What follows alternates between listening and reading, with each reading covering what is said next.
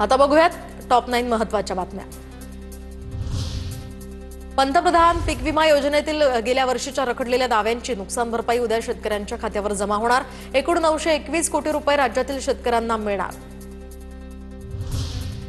राज्यात विद्यार्थ्यांसाठी 120 ठिकाणी वसतिगृह उभारली जाणार, तर वसतिगृहांसाठी 1200 कोटींची तरतूद, 25,000 निवासी सुविधा उपलब्ध होणार। संजय शिरसाट यांची घोषणा। इगतपुरीमधील एका नामांकित रिसॉर्टवर सीबीआयची मोठी कारवाई, अवैध कॉल सेंटर रॅकेट उघडकीस, 5 आरोपी अटकेत, 44 लॅपटॉप्स यासह 71 मोबाईल फोनसह 1.5 कोटींची रोकड जप्त।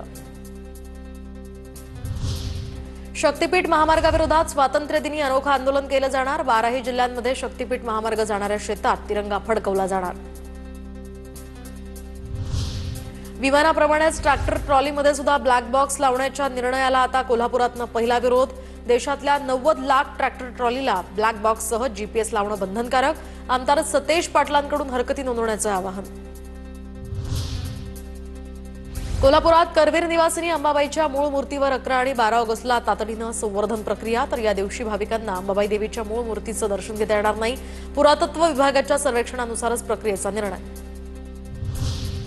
माधुरी हत्तीणीच्या मुद्द्यावर सर्वोच्च न्यायालयामध्ये उद्या सुनावणी, तर ही हत्तीण वनतारामध्ये पोहोचण्यात आली की नाही याची दिली जाणार माहिती। दरम्यान त्याच वेळी वनतारातनं हत्तीणीला पुन्हा नांदणी गावामध्ये आणण्याच्या कायदेशीर पर्यायाचा तपशील न्यायालयासमोर ठेवला जाणार।